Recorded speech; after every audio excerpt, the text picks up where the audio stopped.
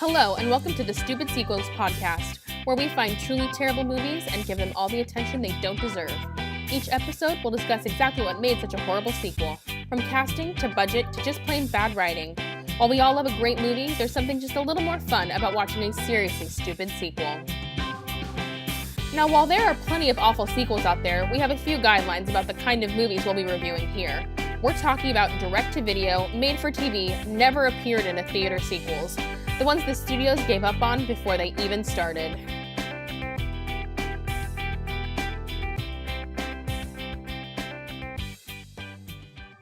This week, my guest is Alex, and we'll be discussing Cruel Intentions 2, Manchester Prep, the sequel to Cruel Intentions. Hello, Alex. Hello, Chelsea. Did you know that was the full title of the film? I had no idea.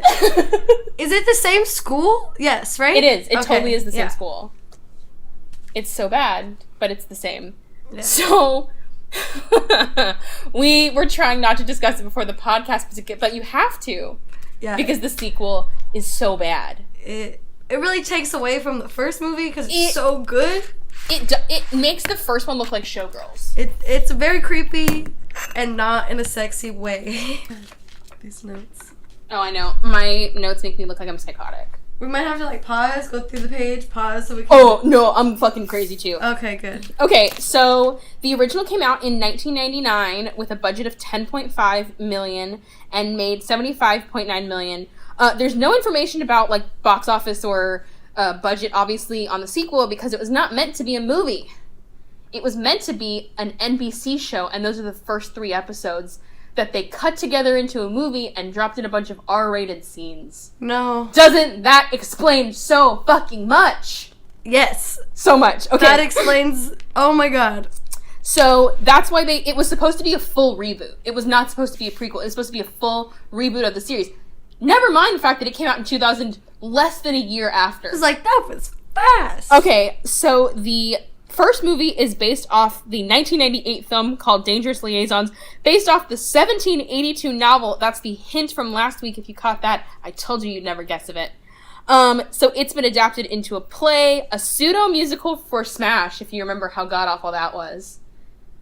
Where, I didn't watch the second season. You didn't watch... Okay, so basically when she gets fired from the Marilyn Monroe show, she goes and does a show with fucking Jack from Will and Grace, and it's a musical version of Dangerous Liaisons, and she's the Selma Blair character. Oh, nice. And just Jack is fucking Sebastian, and it's purposely bad on the show, and she's like, oh my god, I was in such a good musical, and this one's so bad, and we get 2 songs from it. And it's also been turned into an unauthorized musical and another reboot where Sarah Michelle Gellar was going to reprise her part as Catherine. They shot the first 5 episodes and it did not get picked up, which is heartbreaking.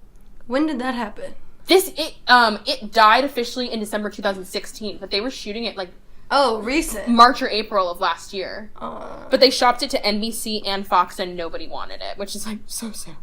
Okay, so the original got a 49% on Rotten Tomatoes, which is disgustingly low, because the original is a fantastic movie. I think it's just all pure Ryan Phillippe in that movie. Jesus Christ. Just wanted to strangle him, so I feel like... What percentage do you think the sequel got?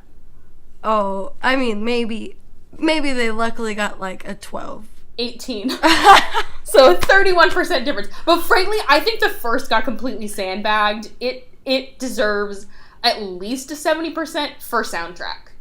True. Fucking Colorblind yep. and Bittersweet Symphony got that at least a 70%. I'm sorry. And they didn't even want Colorblind. They wanted a Smashing Pumpkins song and they couldn't get it. This is how deep dive I went in. I told you I'm well, there you crazy. Go. Fun facts.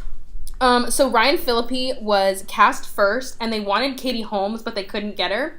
And he was dating Reese Witherspoon at the time, and basically he'd been like, I'm gonna be in this movie, and it's so fucked up, it's so fucked up, it's so fucked up. Wanna be in it? And she was like, no! And they got her drunk. And they got her to agree to the movie.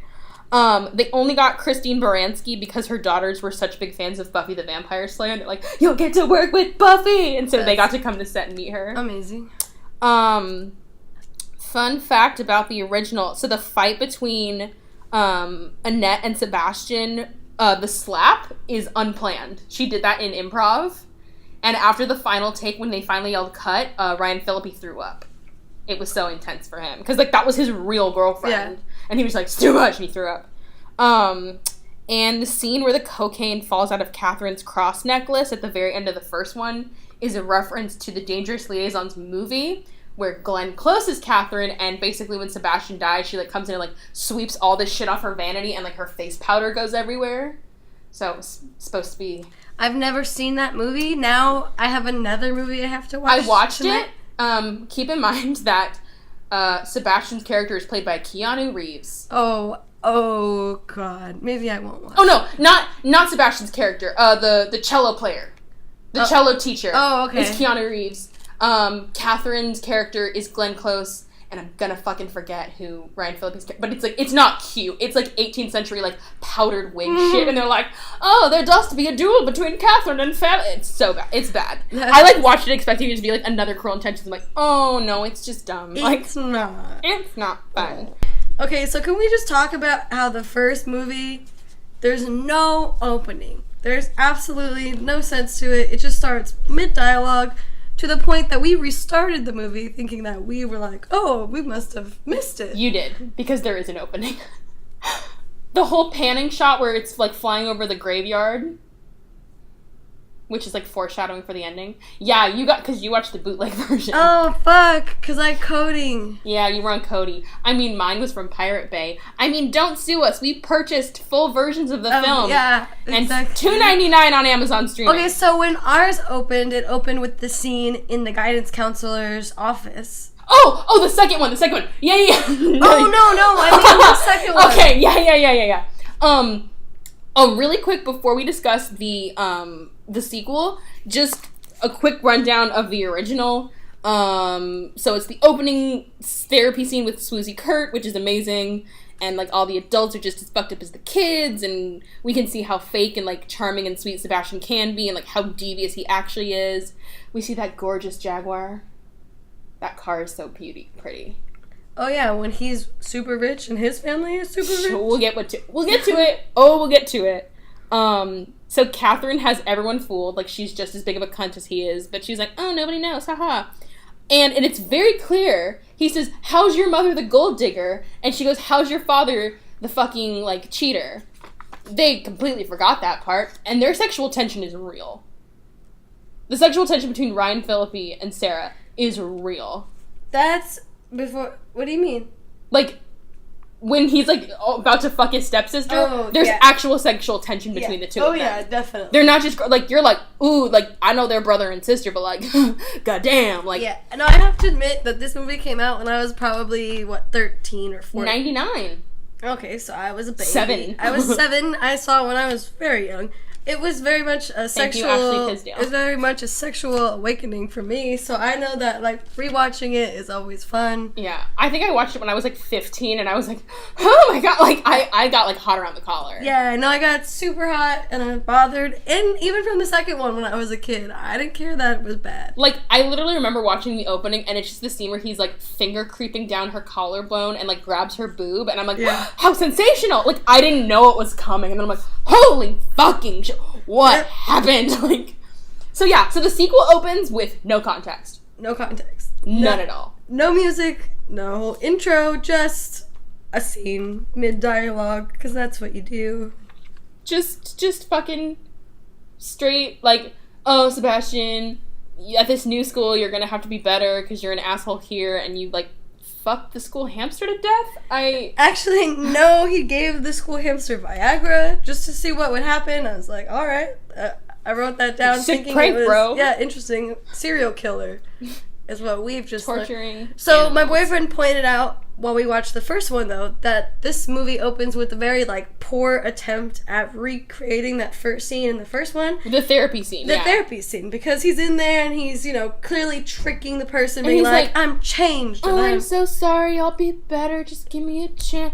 But this one is such a piss poor copy of it. Yeah. Like... To which, what, do we want to explain the whole ending of the scene? Oh, go in deep. Oh, yeah, so deep. The whole scene, he asks the teacher to throw away his file, to which he says, no, fuck you. Of course not. He's like, oh, your wife's picture is so lovely. I'm glad she started the, say no initiative. And you're like, okay, random. No context. The scene again. ends with Sebastian leaving, and then that man's wife calling him to be really, she's really upset and angry about something, and then she finds out that her yearbook picture has been photoshopped so that it's photoshopped that she's naked. It's not actually her naked. Whereas in the original, he's talking to the therapist who, like, is a dipshit and an asshole, and then her daughter calls, and Sebastian has seduced her daughter and gotten actual nude pictures of her, and she's, like, crying, and the therapist is like, you fucking asshole. And fun fact, it is Tara Reid's best role to date. It's so Cruel good. Intentions 1. Yeah. It's, like, her 10th movie. Really? Yeah. It was within her first, like, 2 years of acting. Wow. And it's her best. Good job, girl. She's in it for 30 seconds, and you shine bright like a diamond, girlfriend. That crying was brutal. On point. But it's so like, is Reese's throughout the movie. She's, like, screaming, crying, and it's so good. So...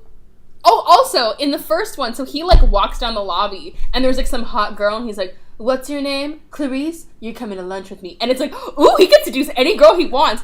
And in the second one, it's a female taxi driver who looks about 35, and he, like, plucks a daisy out of the ground, dirt and all, and gives it to her, and he's like, I'll take a ride to the airport. And she's like, ooh! I'm like, honey, no. What the fuck is this? So whoever wrote the second movie... The same person! Didn't see the first movie. Roger Wilkerson wrote and directed the first and the second. Fool! Like, you wrote the same movie twice, but shittier. Like, I'm angry at you. I'm angry at you because you done fucked up. And in the second movie, like, Sebastian is a complete goofball. Oh, he's a goober. He's this... Ryan Phillippe is pure sex. Like, he walks on screen and you're like, oh my god. This fucker is just like, oh. They even reference it that, like, it's a big thing that Reese Witherspoon gets him to smile. Like, that's when he's like, oh, I maybe have a heart. The whole prequel, he's just laughing and telling jokes. He literally has a sound effects when he smiles. He goes, eh? Like, every time he smiles, they go, eh? It's this fucking weird. Okay, so basically they shot the 3 episodes. It didn't get picked up, and they're like, okay, well, this was meant to be like a PG TV show, and we can't market it as a movie being PG. So in the after, they like dubbed in a bunch of lines and scenes that are like just purely R-rated with no context for no reason. So they dubbed in then like the wife scene, because that probably wasn't in there when the wife and like the porn stars in the shower. Okay, so that was my next big note that I had. Like, we gotta go in order, girl. Huge note, yeah. We gotta go in order or we'll get lost. Don't jump to the titties quite yet. No, but that's why stuff seems so out of context. Yeah, because they just, and like, if you watch, they never say Sherry's name on camera. It's always dubbed in after. Because she was supposed to be Cecile. And Danielle's name is never said by a character like you see their mouth moving. Yeah, no. Because she was supposed to be Annette. So... I forgot the name of the actor who plays Sebastian. Oh, she was the headmaster's daughter, which I thought was really confusing. I forget who plays Ryan Phillippe's role in the second. I don't know. He's a nobody. He's a nobody, and he's the worst actor in the world. This movie did nothing for his career. No. God bless the universe, because he is just god awful. Yeah, and Amy Adams is young Catherine, despite the fact that she's 3 years older than Sarah Michelle Gellar. Really? But she looks younger. This is her 4th role ever. Wow. Yeah. She did a great job, because she holds the whole movie. Arguable. Okay, she's the best person on the show. I will not say that she does a good job. I will say she's the best person on the show. Like, she doesn't do the character justice, but she's the best in the film. She's the best in the film. Yeah. And she looks amazing doing it, and I think that's, like... She's got, like, the cold bitch face part down. Yeah. Like, it's the seduction part where you're like, oh, Amy Adams, no. True. No, with your sad 90s JCPenney lingerie. No. You know it's true. They were like, fuck, we've got a sex scene, and they ran downtown to JCPenney. And they're like, oh, JCPenney. Sorry, I legitimately just spit my beer. And I don't think it made it to the computer, luckily. You're good. But just, I remember the negligee so well. So ugly. So basically we get the very quick rundown on Sebastian. He's an outsider. He doesn't get money. His mom is in rehab. His dad is an asshole. His stepmom's name is Tiffany. And he's poor. Like, that's the first thing they say. They're like, he's poor. He's a hick. He's from this podunk town. He's poor. Okay. Despite the fact that in the first movie, it's very clear that Catherine's mom married him to be a gold digger. But fine, whatever. And he has this wealthy-ass aunt in the first one, like, who he's living with. So if your family's rich, that means you're rich. Like, that's... They completely rewrote it, because it was supposed to be... It's so dumb. It's so dumb. So, like, he's getting introduced to the family, and, like, Catherine's playing this, like, bitch. I'm gonna intermittently call her Catherine and Amy. I'm so sorry. It can't keep them straight. I wrote them down in my book as... D for Danielle, and I actually wrote her down as Catherine. Is she not Catherine in this one? No, she's Catherine. Okay, she's Catherine. No, but I just will intermittently call Catherine Amy in my notes, so I'm sorry if I do that. So she's, like, playing the piano, and, like, Sebastian sits down and, like, is better at the piano than her, and, like, she, like, uses some big SAT word, and, like, he corrects her, and it's like, ooh, this podunk cake is better than you, and it's like, okay, like... So, like, then she slams his fingers in the piano. Which, like, intense for someone you met 30 seconds ago, bro. So that's your first taste of that lovely character. Yeah. And Catherine, she's known him for 2 hours, walks in on him in the shower, and just, like, yells at him. Yeah, so there's no boundaries for that bitch, but... No. And I love, she's like, I have a good thing going with the rentals. Okay, Catherine would not say rentals. No, she wouldn't. Ever. She would not use slang of any kind. And she's like, no one's gonna threaten my cushy lifestyle. I have a 5-figure allowance and blah, blah, blah, blah. And then compliments his dick. Yeah. That's like the second scene we get with Catherine is, I'm gonna yell at my stepbrother in the shower and then compliment his dick. And I think I even got a direct quote, if I can find it. There was a lot of 80s music in this movie. Despite the fact that it came out in 2000. Yeah, it doesn't make any sense. Especially their clothes in this movie. Their clothes are so bad. Tyler, my boyfriend was like, why are they in the 80s in this film? But they're not. No. 2000. It's supposed to be 1998, actually. So, if any of that...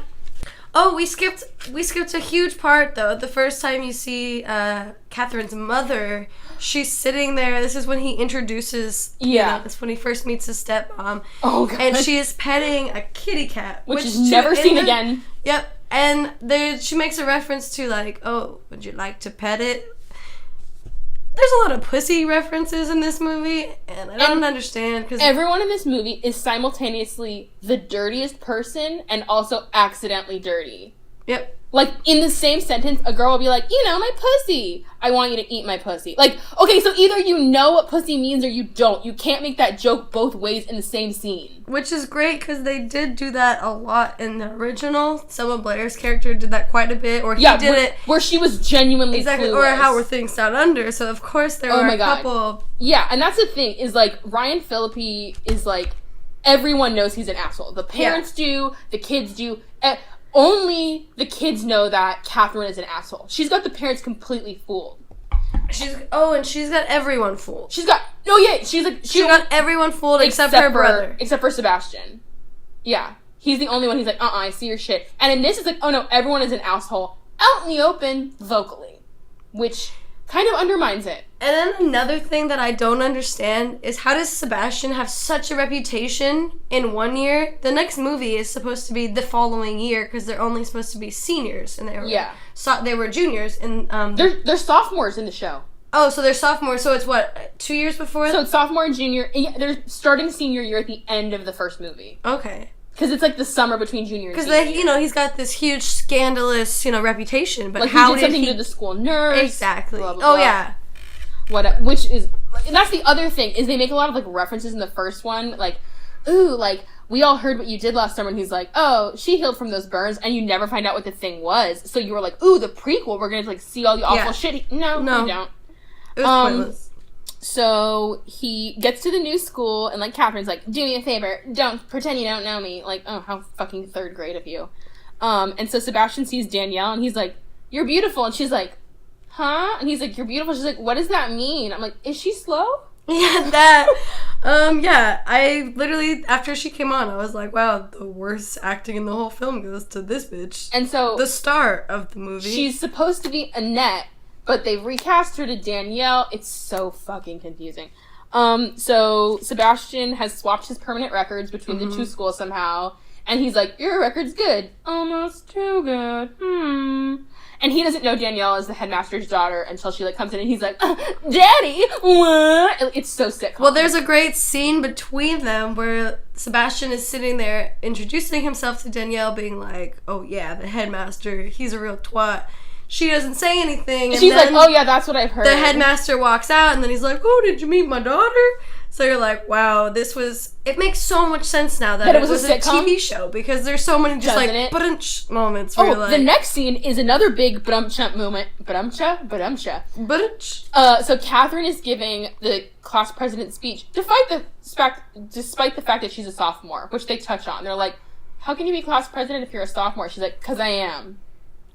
Okay, that's how school works, apparently. And wait, are class presidents supposed to be seniors? Yeah. Oh. That's, like, the whole point. But, like, whatever, it's dumb. She could be, like, sophomore They're class saying president. that she's that good. She's that good.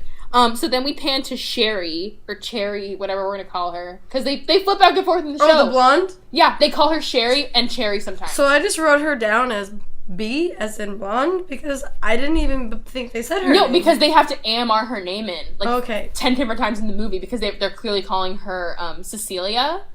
And they're like, her name's Cecilia. And she doesn't look anything like Selma Blair, no. but she acts quirky. Like, yeah. She's really silly that it's almost embarrassing. She gets cartoon hiccups, which a room full of high schoolers think is hilarious. Like, okay, a room of high schoolers would react if she farted. Like, yeah. But, like, hiccups aren't funny. It is true. It was the weirdest scene. And again, it was foreshadowing another scene in Cruel Intentions that was like a very serious scene. And you remember when the students all walk out and she's like, what is happening right now? When they, at the very end when of the they movie. Interrupt your speech. Oh, don't even worry about ruining the first movie.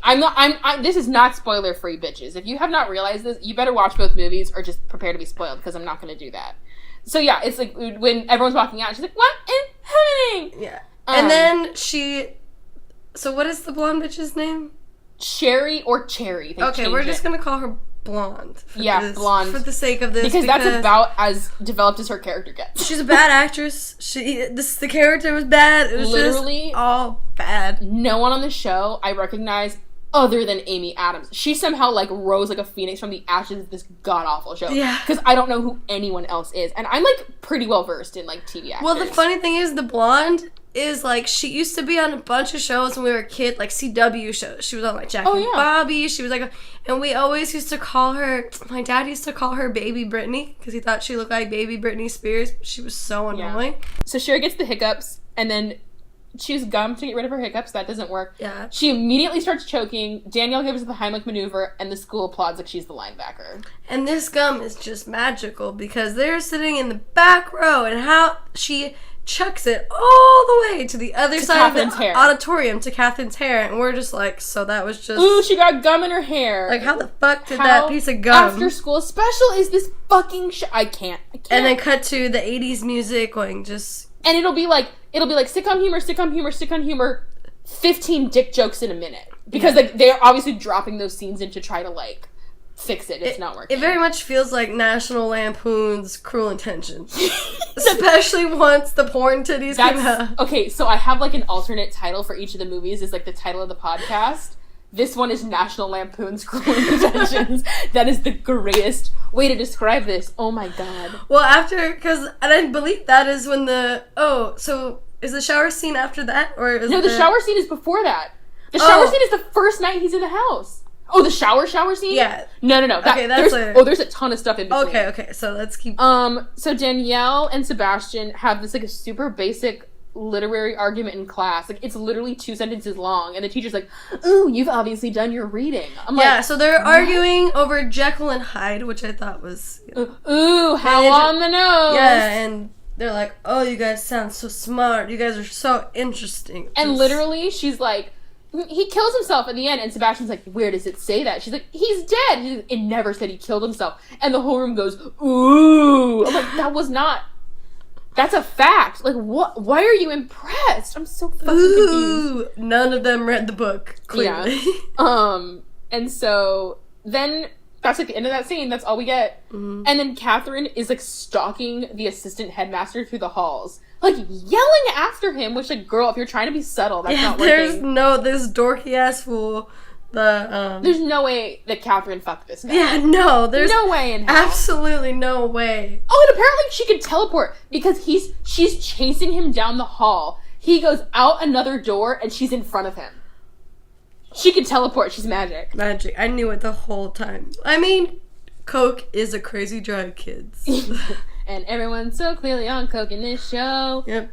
So she's like, I don't want to do gym, or I'll tell your wife that you fucked me. I'm like, you're gonna seduce a guy to get out of gym? That's weak as fuck. Like, I'm gonna get straight A's. Mm-hmm. So then we get the Manchester Tribunal, which is also just like rich cunts in an attic. Being like, we like people, we don't like people, which is dumb. Oh, is this the society? Yeah. Okay, so they have this secret society, which there's one scene that they touch it, and it's never brought up again, and it doesn't appear in the original except for a joke that Cecile says when she's like, "Oh, so it's like a secret society." Secret society. And then society. And Sarah Michelle Gellar walks off rolling her eyes. She's like, "Yeah, exactly." And then Cecilia does the dumbest dancing song number, which makes me laugh. Secret society. So secret society. It boggles my mind that the same man wrote this because he was like, "Oh, that's a great idea." Which it totally was. Also, a secret if this society. had been a TV series, that would have been a cool thing where like Catherine's like, oh, blah blah blah in public, and then she goes up to like her bitch fest and she's like, oh my god, these dumb cunts actually think I'm nice. Like, that's what they were trying to do, but they only touch on it once in the movie and it's dumb. So they're like going through like a slideshow of students that are like, this person's rich but they have bad skin. Ew, this person's poor. And then it goes to like these kids all have headshots apparently of Sherry, and they're like, oh my god, she's richer than Catherine. She has $850 million. Oh my god, so much money. Especially in 2000. Especially in 2000. 1998. And they're like, and she's like, I'm gonna turn her into the premier slut. She's like, she's not only is she a virgin, she's never even kissed a boy. And she's like, I'm gonna turn her into a slut, and also we're gonna get the school cafeteria fired because they won't make us sushi. That's all we get out of the secret tribunal. And they do a wonderful take where she's like, all right, bye, Mr. So-and-so, and hello, Mr. Nagashomi. And then they do gong. Oh, yeah, the big gong noise. Oh, my God. And anytime they have any person of Asian, they would play, like, Asian music in the background during all of their scenes. So bad. This movie's it's so racist. So then we cut to Catherine, who works in a used bookstore, and she picks up a copy of the Danielle. Danielle. Sorry, shit. Yeah, okay. So Danielle is working at a used bookstore, and she picks up a copy of the Kama Sutra, and she's scandalized. That's what you do at work. You pick up the Kama Sutra, and Sebastian's like, you dropped your book. She's like, no, I didn't. He's like, yes, you did. She's like, no, I didn't. And he's like, okay, you didn't. Like, their conversations are so weird. The dialogue is just shit the whole film. And he's like, I'm gonna take you to coffee. And she's like, I can't. And he like asks her boss, he's like, I'm gonna take her to coffee. And the boss is like, okay, just take her. Alright. Fuck you, boss. I'm trying to get out of this. So he's like spilling his life story and she's spilling hers. Like, he's like, my dad's been married 4 times and my mom's in rehab. She's on drugs. And she's like, well, I'm really poor and blah, blah, blah. One of the things they did keep from the original was the horrible 90s sunglasses.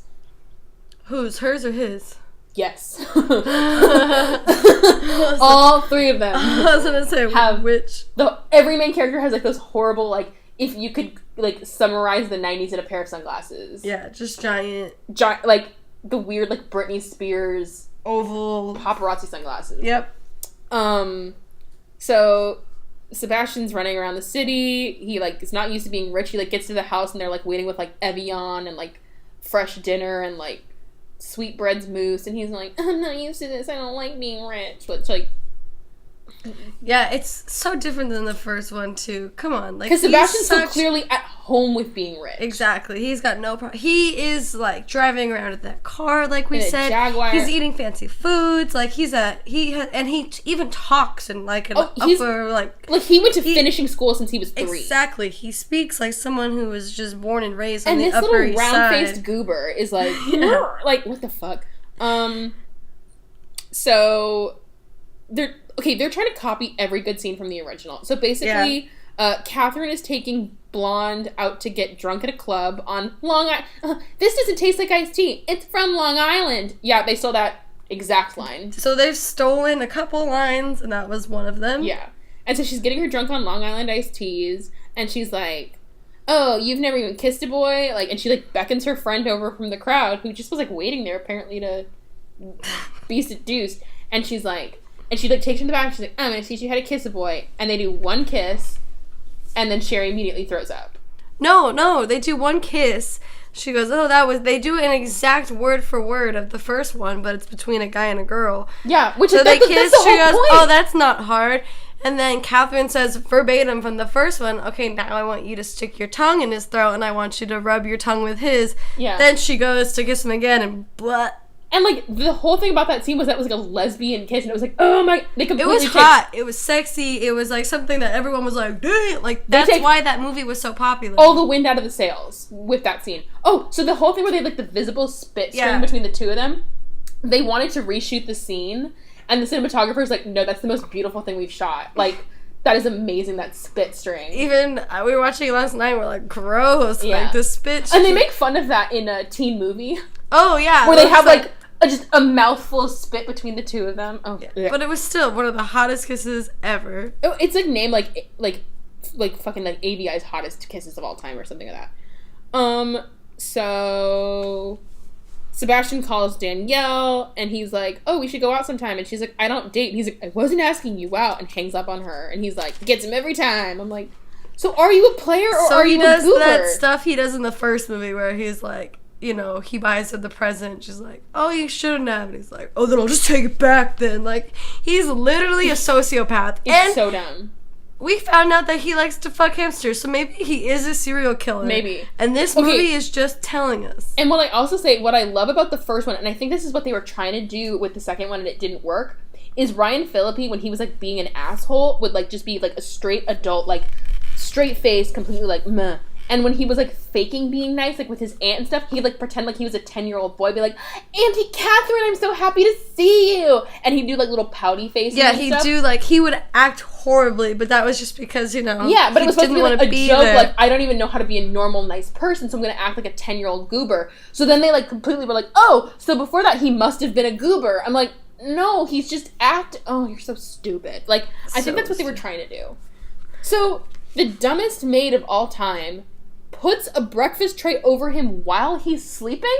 A full breakfast tray with, like, hot shit and coffee, orange toast, and he rolls over as someone might do in bed, and he flips the whole tray onto the floor, and she screams like he killed someone. She, like, stands in the doorway and does, like, the Home Alone scream, like, ah! Hands on the side of her face, and she's like, I was gonna say, actually, the best acting goes to that lady for her reaction. Oh no! Don't tell Miss Catherine! And, like, we sound like we're being racist doing this impression, but no, legitimately how thick their accents and there was, like, of course, the super Asian music in the background while that scene. Like, don't tell Miss Catherine! Yeah. Like, it's bad. Oh, and also, like, when the scene before where he's eating dinner, there's, like, an Indian guy and who, like, gives me food. He's very good. I'm like, oh my god, stop! Stop! This movie's so racist! It's so bad.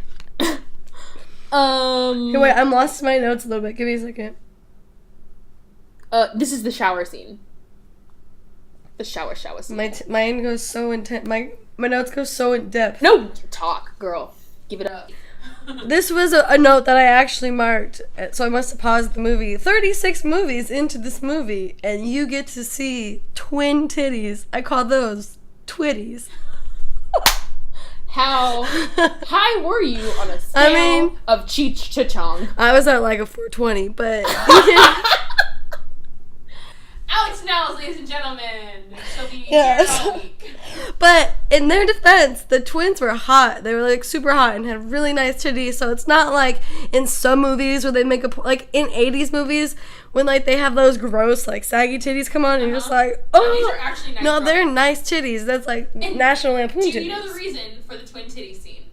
So basically, in the first movie, there was supposed to be this whole scene where, like, Sebastian's on the phone having, like, an actual nice conversation with Reese Witherspoon, and he's like, oh, I'll just be at home all night doing nothing, and the screen, like, pans over, and there's, like, two girls half naked on his bed, and he's like, oh, Danielle, 1 second, my mom's calling for me, and he's like, fucking rub her titty, and, like, rub her cut, and he, like, goes back to the phone. Was that a cut scene? It was a cut scene, and he was so nervous, the director was so nervous about making a real actress do that scene that he hired a real porn star. And the porn star all the guys on set loved her, and she was a total bitch to all the girls on set, and all the girls, like, you need to cut her scenes because she's mean, and we don't like her. And basically all the girls on set, like, were like, we don't like her, and they cut that scene. So he wanted to have that, like, that, like, gratuitous porn scene that we cut from the first one, like, so that's the reason for the twin titties. Twitties. And they're like, seduce and destroy. They have and no they tone in they their make voice, out. They're like more like kissing cousins, even though they're clearly twins. which is more impressive than kissing cousins. And they're like, oh, everyone at Manchester is a slut. With the exception of Danielle, it's a virtual whorehouse. Like, and They their do say- voices sound so weird. They sound like what porn stars sound They like. do. If you haven't watched one, pause this. And like, Look up literally, one, and you will. They just pass like catchphrase, rock hard, down boy, ooh, splooge, slippery when wet. Like they just like it's, Those were exact lines, it's like verbatim. someone had like a string in the back of a porn doll and she pulled it and she just spit out porn catchphrases. Yeah. My favorite is ring toss. Yeah. They throw a a loofah around his dick. Yeah. And they're like, ring toss. What is happening? And apparently it lands, which I think is impressive, I mean, but those girls should be in the Olympics. right?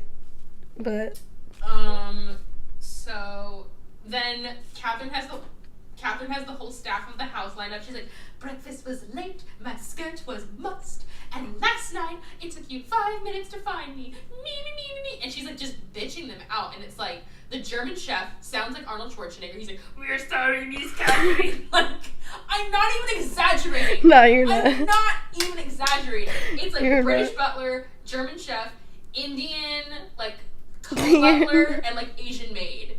And, like, each one of them is like, this is my cartoon version of this accent. Like they're all super rare, racist like stereotypes of, It's bad. And Sebastian's like, stop being mean to them. Like, you're being a cunt. Don't be mean, be nice. And he's like, have you ever tried being nice for a change? And she's like, eh. And they get their allowance, which, like, must be $10,000. Yeah, they said five-figure, right? Salary. Literally, they hand them a 1-inch thick wad of $100 bills, yeah. I'm like, We're calling the Coke man now. God damn. I know. Like, how do you give your kid that much money and not, get yeah. them on Coke? Like, I'm sorry, like, they're gonna, like, go to Spencer's, go to Abercrombie, be like, well, that was, I have $9,800 left. Yeah. Like, what else? What do you guys want to You guys do? get a lot of orange Julius. Do you guys want to get high? Well, weed doesn't cost that much. Heroin? Like, oh my god. Oh, yeah, so then the next scene, and then he's like, what am I supposed to do with all this money? I have an idea. Yeah. Okay, Sherry is, like, running through the halls asking everyone to tutor her. School started, like, yesterday? Yeah. How is she School already literally started She's the day She's before. like, I got a D on my test. And she's like, I get a D on every test. I'm like, what test? It's And the second day of school. I just say how these movies, there's, like, no timeline. Because, like, the first movie, what you think is, like, 3 days, they're like, Is the whole I summer. met her yesterday. No, like, and oh, I was like, opposite, yeah. what the fuck? Like, It's like a Rent thing where the whole first half of the show is one night, and you're like, what the fuck? Like, yeah, and then time goes, and it's so confusing, to be honest. And then this show is just like, wait, have they been in school for a month or a day? Yeah. I'm so confused. And so she's like, I'll pay you $200 an hour, all this, all that. And she's like, why does everyone have to make everything about money? She's like, because it's fun. Like, that's the tagline for this show. Yeah. Why does everything have to be about money? It's fun. It's fun. So Sebastian got Danielle a phone, like a giant 90s cell phone. Mhm. It's so bad. She's in the hallway with B, the blonde, and she hears a phone ringing in her backpack, which she opens up, and she's like, where did this come And there's from? a note on it, like, answer me. I'm like, duh. Yep, and then who's on the other line, girl? Is it Sebastian Valmont? I bet it's Sebastian Valmont. It is Sebastian Valmont. It's Sebastian. Like, literally, I'm quoting from the movie. Yep. And she, chases him to the corridor. Yeah, he's like, I'm down here, and she, like, runs down, and she's like, I don't see you. And he's like, close your eyes. And then he kisses her, and she, like, throws the phone down and stomps away. Yeah, she has, like, She's mad. she's pissed. She real fucked up about it. Judging what we know from the end of the movie, this girl's a method actress, because she Yeah. is believable. She's It's mad. true. So then Catherine goes to her. Oh, she's going to her teacher, and she's like, I don't want to flunk ballet. And she's like, trying to seduce him. I'm like, girl, you can't seduce every teacher. And he's like, I think you got the wrong teacher. And then he immediately, like, gropes the male student. You're like, get it? Because he's gay. I wrote that down, too. I thought that was fucking hilarious and horrible, but so campy. Like, God. And then she goes to her assistant principal, and she's like, you were supposed to get me out of gym and ballet. I'm sorry, what school has gym and ballet? Ballet would be your gym class. Yeah. And she's like, oh, no, I never wanted to get it out of gym. It was supposed to be a test. You're going to save up a favor for something I really want. Which we never find out what that is because the show never got picked up. Yeah. Which I would have cut that scene then because it has... no point. We get to see an adult man eat out a teenager, which is gross. That is what's happening, right? Yeah, he's like kissing up her thigh and he's like, oh, Catherine. She's like, shut up, I'm trying to picture someone more attractive. And then just like spreads her legs and leans back and like end of scene. Yeah. I think that's the only reason they kept the scene because within the context of it being a movie and not a TV show, there's no context. Yeah, there's nothing happened in the scene that needed to besides, her getting eaten out by some gross ass dude. Yeah. Then all of a sudden, somehow it's nighttime because Sebastian is playing poker with all of the staff at the house. Mm-hmm. They're all drunk. Joking around like the little cool kid trickster he is. Well, he's wearing a chef hat because he's so silly. So silly. And the chef hat is wearing the chauffeur's hat, and the chauffeur is, oh my God, it's so dumb. It's so dumb. They thought it was good. Whoever greenlit this project. Well, that's the thing is it didn't. True. They probably went, we got the original director and writer to sign on for a series. Did you look and see if he did anything after this? I did. Pull it up on your phone. I'm like, I have to. At this point, I really need to know. Your phone's right there. Oh, duh. Alex is drunk. Alex had one beer. Alex is a lightweight because she weighs 95 pounds. So I saw the unauthorized Cruel Intentions when they did it here because my friend Emma was... You got to fucking see it. I was in New York when it was happening. I was so mad. Yeah, my friend Emma was the Selma Blair character. And when I went the night that she invited me, and did you see online? The whole cast was fucking there? The whole cast was fucking there. Oh. And it was such a tiny room. Like, this is pretty much the whole size. Oh, no, it's so in they the were, black like, box. right there. Like, it was like... Where you could clearly be like, look around and be like, oh, there's fucking Selma Blair. There's Ryan Reese Phillippe. Witherspoon. No, it was Selma Blair, Reese Witherspoon, and what's her face? Sarah Michelle Gellar. Yeah. And the director. Is Ryan Phillippe still hot? I don't think so. God, he's so This is beautiful. a question we should have on the podcast. He's so beautiful. Like, I'm trying to figure out who the fucking director is of this. He's actually cute now. Ryan Phillippe? No, the guy from the first movie. Damn it. He's actually cute now. I got so excited. I'm like, Ryan Phillippe's still cute. Yeah, Roger Cumble, writer, director. Wilkerson. Okay, Roger Cumble, writer, director, known for directing. He co-wrote Cruel Intentions 1. He directed Just Friends, which is funny because it seems so similar. Sorry, I just burped into But he didn't do anything else. Like, oh wait, maybe let's do, because this is what he's known for. I'm gonna make him drive, actually. I know, you're like, I'm gonna have one beer. Fuck you. But beer, nothing tastes better with pizza than beer. That's just fact. Oh, he only wrote 6 things. Oh, he co-wrote Cruel... Oh, here it is, Cruel Intentions. He was part of the new TV movie with Sarah Michelle Gellar on the poster that didn't go nowhere. Yeah, so he did one good thing in his career. And it's her in the car. That's funny. He tried to write He wrote Cruel Intentions 2, Cruel Intentions, and then some old-ass 90s. And the reboot was supposed to be with Annette and Sebastian's son. Which I'm like, oh, she got pregnant that one time they fucked? They would say that. And his name was Bash. And apparently it's like, everyone's always told him his whole life that like his dad was a saint and his dad died too young and blah, blah, blah. And he finds Sebastian's journal and reads it, and he's like, my father was not a good person, what the fuck? And like, it's like finding out who his dad really was. And like, what his dad wasn't a good person. Yeah. But that's what the... I'm looking up the cast of the reboot. Oh my goodness, it looks like a CW show. That's what it was. It was on NBC. And it was a TV movie. That's even fucking worse. Yeah, this motherfucker didn't do anything. He wrote nothing. But yeah, the show was supposed to be Manchester Prep. He directed a couple episodes of Pretty Little Liars. That makes 100% sense. And that's about it. Did you see that fucking movie Vampire Academy? No, kind of, no. It was co-written by the people who did Heathers and Mean Girls. I'm like, how did two good things turn into this? Become so bad.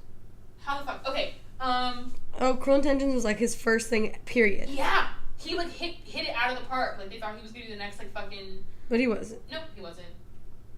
He stumbled into it. Catherine comes in and she's like, I was locked outside for 5 minutes. You're all getting fired. And Sebastian's like, no, it's not. I ordered them to play cards.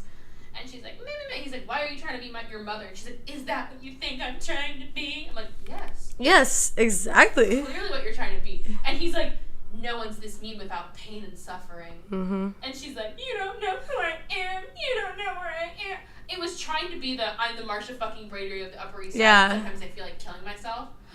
Which is One a brilliant... of the greatest lines in fucking cinema ever. And also, okay, we've been calling him Robert Wilkerson. What's his name? Roger Kimball? Yeah. I apologize. Robert Wilkinson. Robert Wilkerson. He was clearly that. So I looked up the director and the writer, and you would think he would go on to do many great things, but he didn't. The best thing he directed besides this was Just Friends, and we all know how that was. So he did Cruel Intentions 2, Just Friends, and then a failed Cruel Intentions reboot. And then 5 episodes of Pretty Little Liars, which I just feel like that's all this is. Writer or director? Oh, director. Yeah. Apologize. So he calls out Catherine for being bulimic out of nowhere. Yep. And He's like, go throw up your salad. I think are you spying on me? It's like, honey, it's really obvious when someone's bulimic. Their breath smells all the time. So then Sherry calls fucking Sebastian, and she's like, every time she thinks about you, she gets moist. And he's like, what? He's like, she gets tears in her eyes. I'm like, shut the fuck up, Sherry. Yep. They do that so many times. Uses the word moist unless they're talking about pussy. Like, I'm gonna stay home all night and pet my pussy. You know, my cat. Like, they do it so much. And so he's like, oh, she's out having lunch with her aunt in the city. You should go find her. And he apparently just stalks her to this restaurant and is like standing outside pretending to be a busker playing the violin. And he's like pouring his heart out to her, and she's like, oh no, I don't want to rush anything, blah blah. And then she just ditches him.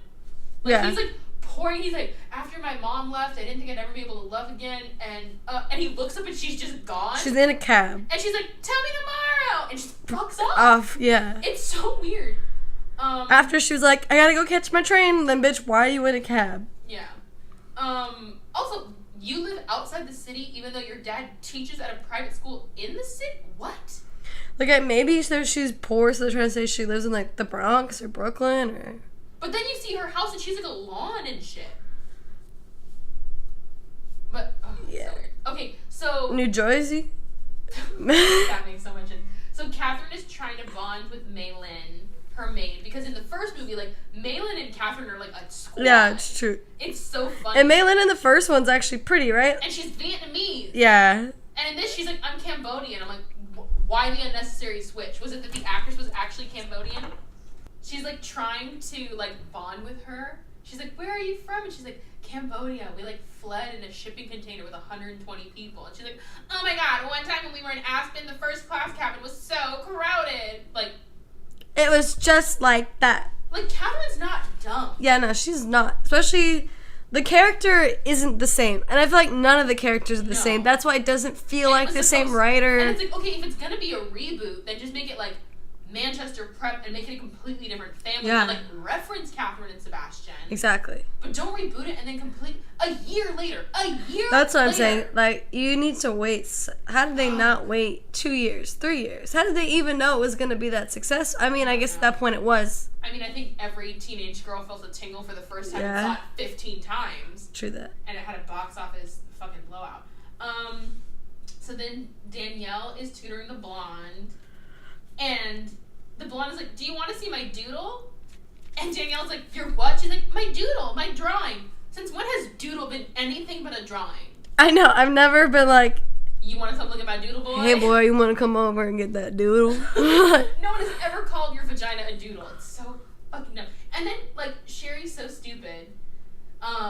Oh, okay, here's a fucking scene that bugged the shit out of me, and I don't know why. So it's like Catherine and her, like, bitchy minions are walking down the hall, and they're going, Move. It was literally pre-Mean Girls, like... And it's so dumb, because the whole point is if Catherine's that powerful, she wouldn't have to tell people to move. They would just move in fear. And it would part like the Red Sea. But, like, her minions are literally shoving people aside. And she's supposed to be, like, loved by the student body if she's president, so why is that? Like, it doesn't make any sense. She's not supposed to be a bitch to the students. And so they're like, oh, we got Mr. Williams fired because that kid found a rat in his sloppy joe. Oh, hello, Mr. Yakamoni. And he's like, I made an eel and cucumber roll. Very good for girls. Boom. And he's got, like, a Mickey Rooney in Breakfast at Tiffany's Asian accent. Yeah. He's like, very nice. They like very much. Like, he probably spoke very good English. I swear they dubbed it in afterwards. The audio sounded so weird. And then Sherry, like, screams over the balcony down to Catherine. She's like, Catherine, your mom said that you're going to come over and we're going to have a sleepover. Brent's going to show me his one-eyed snake, whatever that is. I'm like... I think that's one of my favorite lines from the movie, to be honest.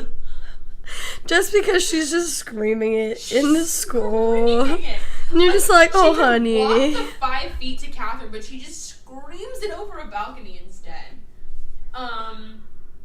Also, the pacing on this show is frantic, and it cuts back and forth. Oh, yeah. So much. So then Danielle and Sebastian, she's like, that was my first kiss, and, like, I wasn't expecting it, and you were the right boy, but it was the wrong time. And he's like, oh, I'm sorry. And they kiss again.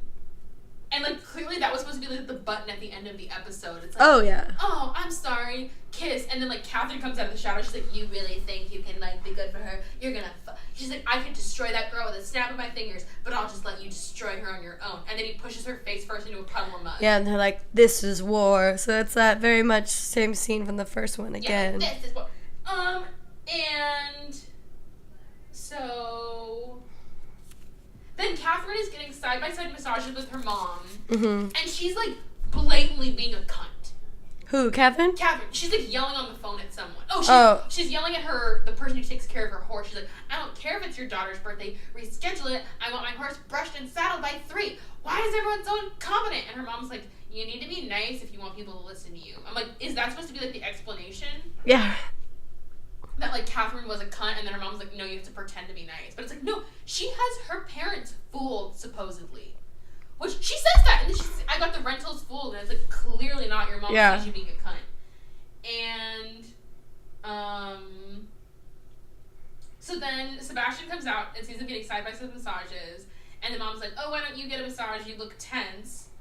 And the 2, like, Swedish masseuses, like, undress him, apparently. And then he wakes up, and his stepmom is, like, seductively massaging him. And then it becomes not only a seductive, then it becomes, like, the world's scariest violent massage. She's, like, scraping his nails on Sebastian. Where he's your like, father wouldn't cheat on me, would he? I'm like, why are you fucking with Sebastian if the dad is fucking up? I know, and it literally goes from I was like, oh, Cougar's trying to get it on, to like, oh no, she might kill. Like, she's like slamming his face into the table. Yeah, no, she pissed. And she spanks him, and he goes, she spanked me. Yeah, we all have eyes. Yeah, we all saw it. And he's like, oh, my dad's being unfaithful. Better check the yacht, because fuck any hotel in the city. Yeah, he sure does like that boat. And he goes to the yacht, and his dad is so obviously chained to the headboard. Yeah, he's handcuffed. Yeah, he's trying to, like, pretend that he just has his hands resting behind his head with a pillow there. Okay, and this is the thing that bugs me. He has 2 handcuffs, like, each one, like, tied to a pole. And so then Sebastian comes in and he, like, opens all the closets. So, like, in door number 3, he finds... Just like in the first one, he's like, who's behind door number... in the cheesy JCPenney lingerie. I know. That polka dot see-through corset mess. It's so ugly. And he's like... And she's like, you never told me you were married. I'm like, you think a guy who's, like, fucking not... He's fucking you in a boat. Yeah. Like, how is he not creepy? Not on a credit card. Everyone on the show's so emotionally fucked. Oh, and then Sebastian, like, gives the girl a jacket, and he's like, I'm sorry my dad's an asshole, like, not every guy is bad. And she immediately tries to start hitting on him. Yeah. I'm like, honey, you're broken. You're broken. Everyone on the show's so fucked. And it was funny because there was a moment that they must have shot for the TV show when he walks Oh, she away, has a jacket? and she's like, "Oh, Sebastian," and then she's like, "Oh, I'll keep on to this for later." pulls the So jacket, you're pulls like, around "Oh her. shit, this is gonna cause conflict." So she's Like- gonna show up with a jacket, but Like, no, Danielle's gonna see like a hooker wearing Sebastian jacket. No, never no, comes back. it never. It would have if it was a TV show. It would have been a big plot Like, this- point. But. See, knowing it's a TV show doesn't so much Yeah, stuff make sense. you can now. tell which ones were like episodes and where they filled it in with And what like scenes were, like, yeah, filmed where in. they filled it in with titties and weird sexual innuendo and stuff that's clearly just So then the blonde and her mom, Bunny. Okay, they're so clearly new money, but she has an old money name like Bunny. That makes no Yeah. sense. and she's like she's decked out with plastic surgery. So She's I'm like, they're from Florida. Like, I think she makes that leg. She's like, they're from Florida, mother.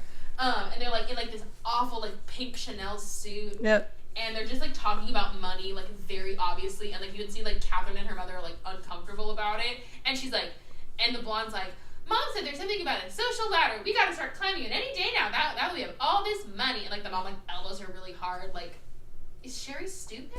Like she's obviously stupid. She's slow. obviously slow. And so basically Catherine's mom like culture shames them into donating money. Yeah. She's like, She's like, oh, that's what people in society do. They donate money. She's like, oh, do you want me to donate? She's like, you don't invite people over to ask them for money. And she looks like hideously embarrassed. She's like, but if you want to, I guess I could accept. Like, Yeah. it's so weird.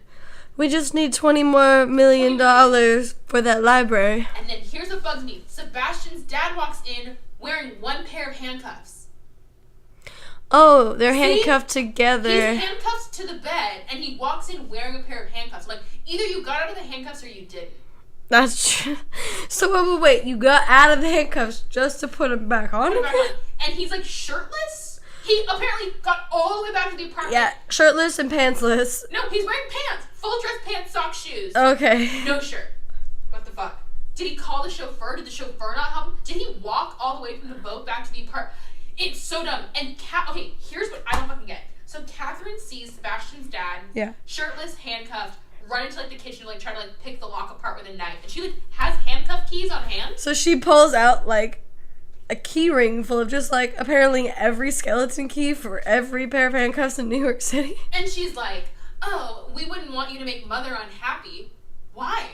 You Yeah. clearly don't want Sebastian or the Yeah. family part of your family. You clearly think they're hick gold diggers. I'm so confused. And she said, you're going to take mom to this restaurant, you're going to order her this dinner, you're going to request this song, you're going to get her this wine, you're going to give her this bracelet. She like pulls out a bracelet that she bought her mom. She's like, and you're going to fuck her for 3 minutes, all oral, no anal, you got it? And he's like, okay. She's like, Two Mom, Viagra. two Viagra. No eye contact, going something weird. And she's like, got it? And he's like, yeah. She's like, love you, daddy. I'm like, what the fuck? Do you hate this man or do you love him? Yeah. Because you so clearly want Sebastian out of your family, but then you're trying to save their marriage. Yeah, none of it makes sense. And they never explain that. They never show that scene. They never explain why she said it. No. Just, again, fluff. It's so confusing.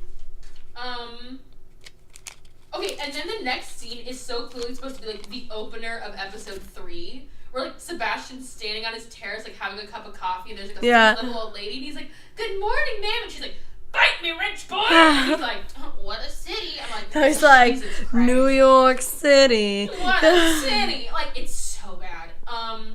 So Sebastian is giving Danielle a ride to their date, a ride to school. I don't really I say. don't know. But there's a limo in front of her house, and he's Yeah. like, he thought you'd like this better than the train.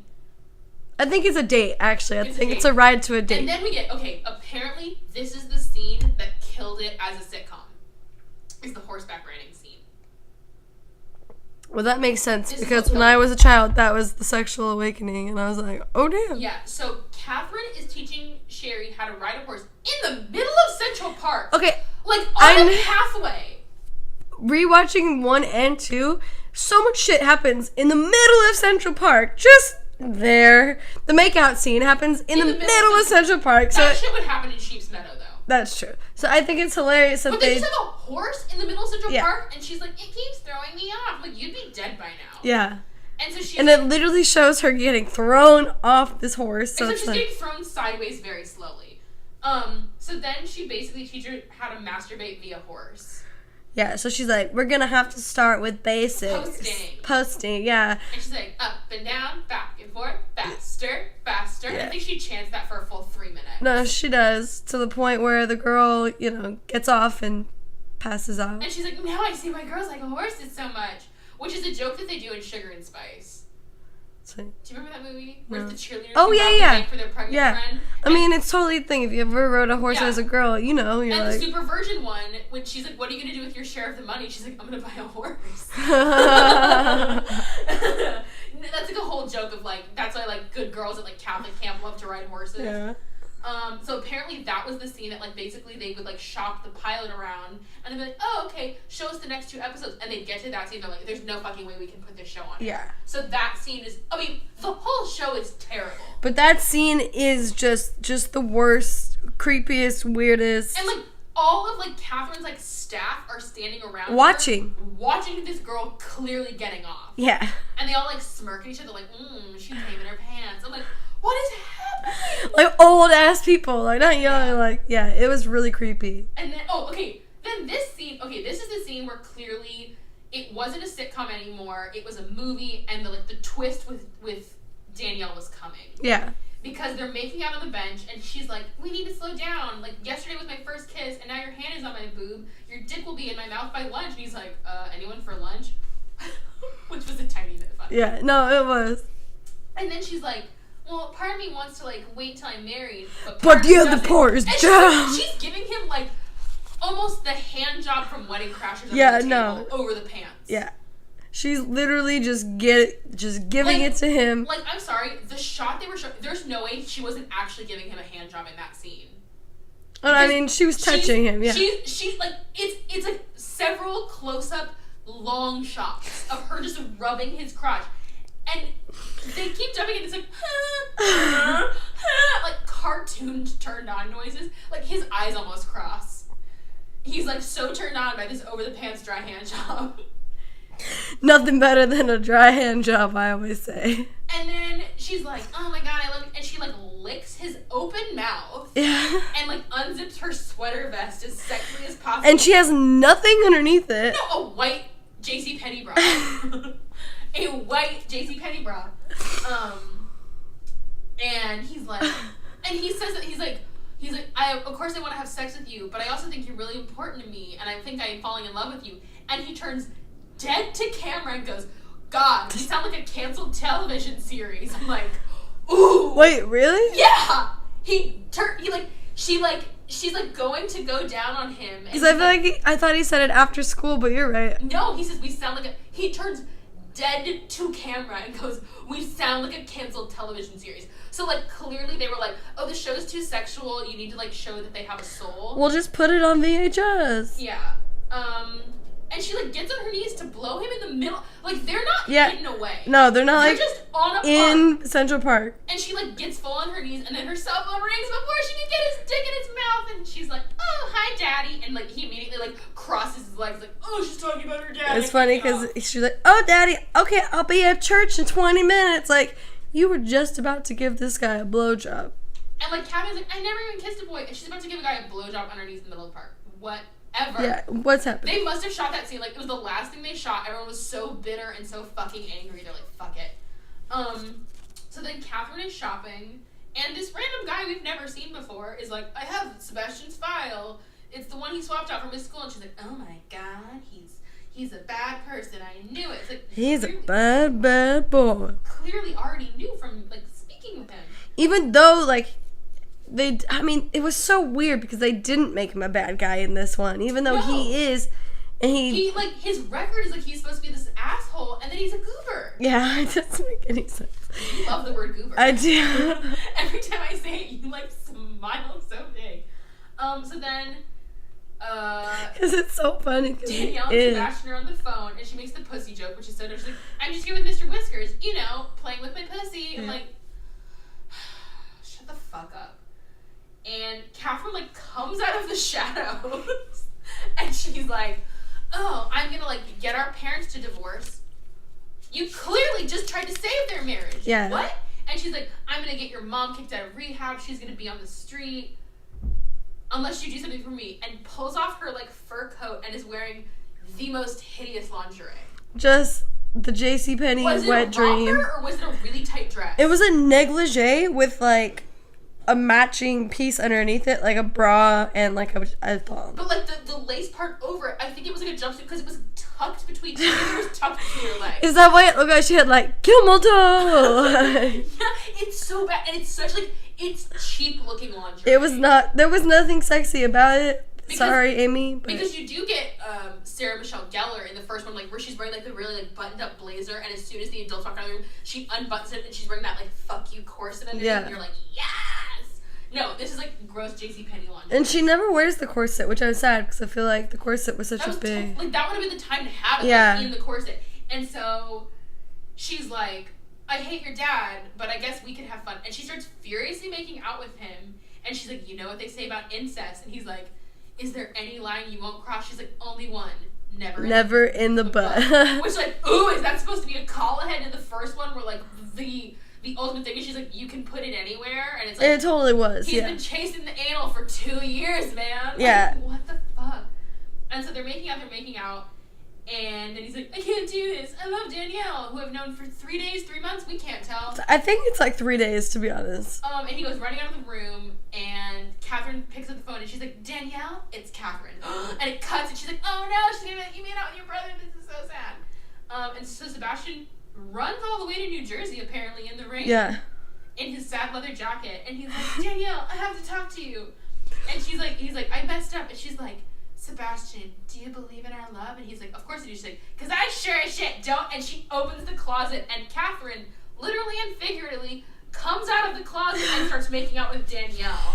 And she's like, I knew we fooled him. What an idiot. You're like, what's happening? It's the worst ending to any movie. Reveal. Literally the reveal, and then you're like, why is she making out with this chick? Why is she like... And she's like, oh, you bought that last version thing? I'm the biggest whore at this school after Catherine. And Catherine's like, yeah, except Catherine was burning her to her friends in the secret tribunal. Yeah.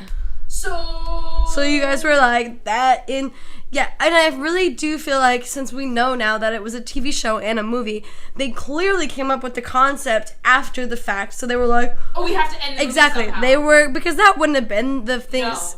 No. Cecile, or not Cecile, that character wouldn't have been like that. So they literally were just like... Danielle was supposed to... Yeah. Yeah, so they were literally just like, oh, fuck it. Let's wrap this bitch up. And like, they do this weird, like, 3-way kissing orgy scene where it's like, yeah, Sebastian kisses Danielle, Danielle kisses Catherine, Catherine kisses Sebastian, and they like pass the kiss around 3 times, and then Catherine just pushes them both to their knees, looks dead to camera, and says, share and share alike. I'm like, what?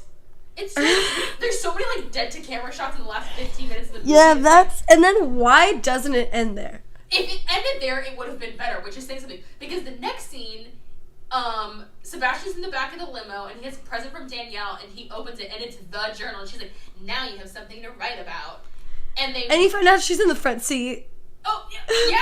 Spoilers, Alex. Sorry. So they run Sherry over on her bike, and they're like, oh, we'll give you a ride. And I think he says 3 words to her, and she's riding his dick 10 seconds later. Wait, what, Sherry? He has the camera, and he's like... Oh, no, he says the same line from the first movie where he goes, oh, you... Beautiful legs. I would love to take pictures of you, just too bad you're not sexy. And she goes, what? I'm sexy. And she goes like, duck face, grab your boobs, and is on top of him instantly. Yeah. And they're, like, about to fuck in this backseat, apparently, like, immediately. Like, she just got off her bike. He touches her downstairs, her no-no. Her hands are both clearly on her boobs. She goes, that's my no-no spot. I'm like, boobs? Yeah. And then your boobs. And he's wearing like the douchey 90s sunglasses inside the limo, and then it pans to the front seat, and Catherine and Danielle are wearing matching outfits with the matching 90s glasses, and the limo drives away. And they're just listening to them fuck. Yep. Smiling. In the creepy scene of the film, which doesn't even need to be in it, it just feels like a beginning of a new movie. They wanted the button of like... And we can't... I even wrote a very specific note about how the driver of said limo must have been like the director's brother, or because molesting her. The voice that the driver made, he's like, oh no, like he's like trying to dust Sherry off, but he's only dusting off her boobs. Yeah, like it's really strange, and I'm like, he must have been someone's father or someone's brother, because or like they were like, fuck, we need someone for this scene. Jerry, can you do the scene? Yeah. I'm the key grip. It's fine. Just do it. It's fine. Jesus H. Christ. Okay, so favorite quote from the original. From the original? Mm-hmm. Oh, give me a second. Mine is, I'm the Marsha fucking Brady of the Oh, Upper damn, East I was Side. just gonna say that. You can't say And that. sometimes I feel like killing myself. We can have the same. It's a good line. Yeah, I'm like, that's the best line from the whole I'm gonna movie. dub in the full monologue. Eat me, Sebastian. It's all right for guys like you in court to fuck everyone, but when I do it, I get dumped for innocent little twits like Cecile. God forbid I exude confidence and enjoy sex. Do you think I relish the fact that I have to act like Mary Sunshine 24/7 so I can be considered a lady? I'm the Marsha fucking Brady of the Upper East Side, and sometimes I want to kill myself. So there's your psychoanalysis, Dr. Freud. Now tell me, are you in or are you out? God damn, Yeah. it's so good. It is so good. Best quote from the sequel. Best being used loosely. Hey, you wanna look at my doodle? Oh fuck, I don't think I wrote it down. I even wrote down so many quotes, like line for line, thinking that I would be You're like, this will be it. looking at it. And to be truthfully told, I haven't looked down at my notes, period, because we just watched it. So like Yeah. everything is so. I think the worst quote from the sequel is Listen, let's make a pact. We'll take it slow and we won't hurt each other. God, we sound like a canceled television series. that's like the worst quote from the sequel for me. I'm like I know I wrote, and any of the quotes from the porn stars, ring toss. I'll just drop that whole scene. I mean, without the titties, it's not as good, but still, you'll be able to imagine it's for, nice, Poor nice titties. yeah. Who the fuck are you? And you? I'm Sarah, and this is Gretchen. We had a sleepover at Catherine's, and we're running a little late. Do you mind if we share your shower?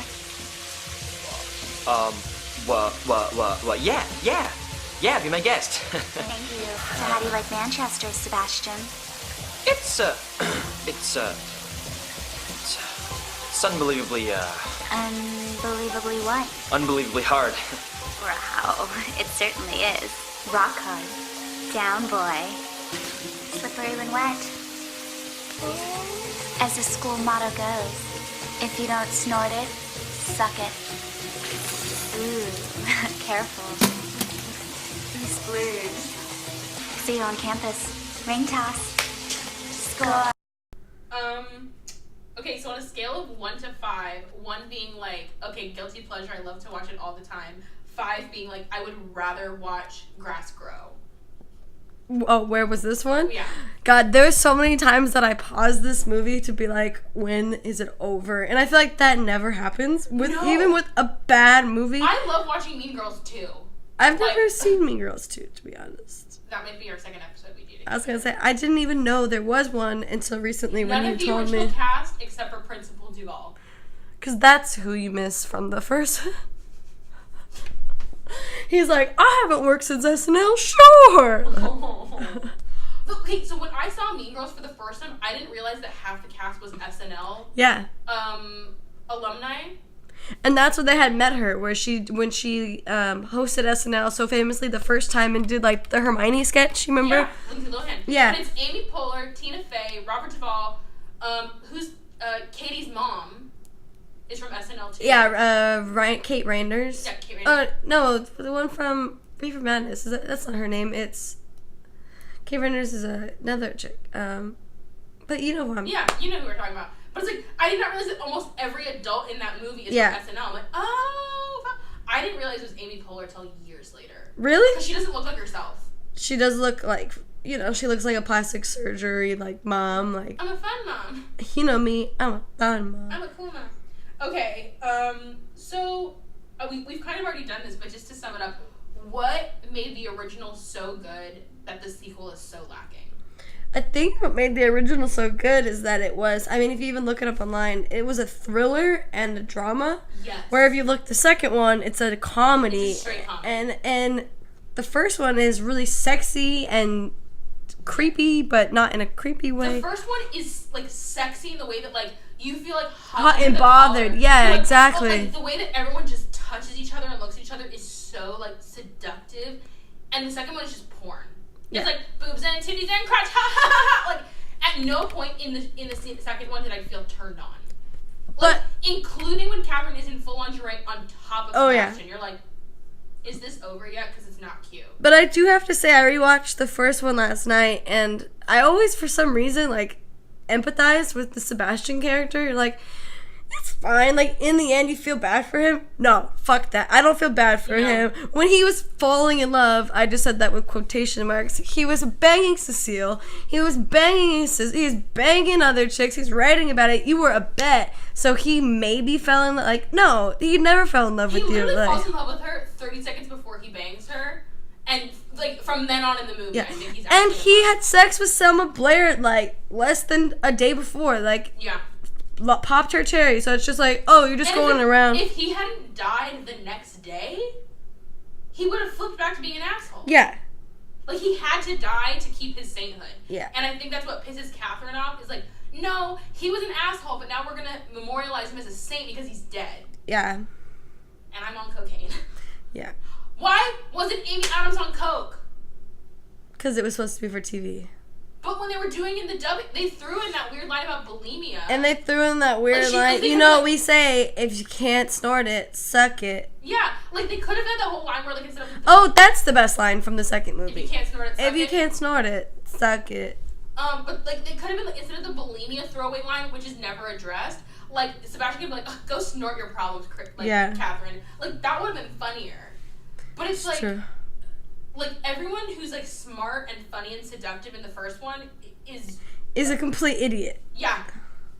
Everyone's so dumb. And, like, the thing that I really liked about the first one is that you think, like, oh, my God, these kids are so fucked. And then you see the adults in the movie and you're like, no, they're a product of their parents. Like, Jesus. And on the show, all the adults are idiots. Yeah.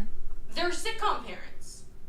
Definitely. I mean, all the adults are sitcom. To the staff of...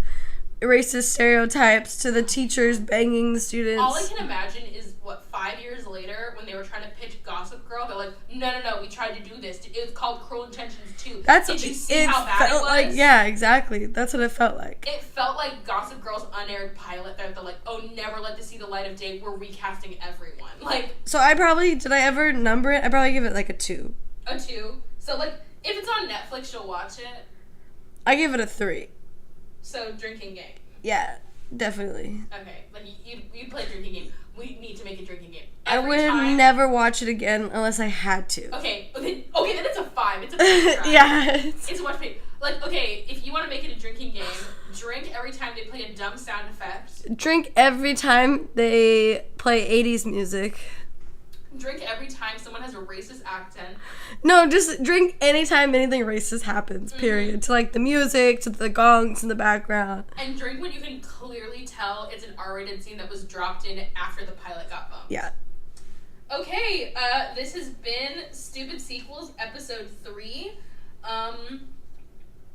You know where to find me. Alex, where can people find you online? You can find me on Instagram at Queen of the Thrift. I do a lot of thrifting and, post about it. I do reselling. Magic. I love to find treasures. I'm a low-key pirate. I went thrifting with her once and found Dior. Yeah. In a pile at a garage sale. Yeah. She's magic. Go to her fucking Instagram and look at all the shit she can get. It's amazing. And I'm going to start a Snapchat probably, but not yet. Yeah. So. All right. See you around. Bye. Bye.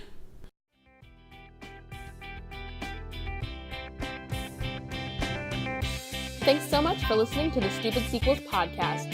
Please subscribe and review so everyone can find us on iTunes. You can find us on Twitter at StupidSequels2 or email us at stupidsequelspodcast@gmail.com. Every episode is made possible by our sound engineer, Francis Decod.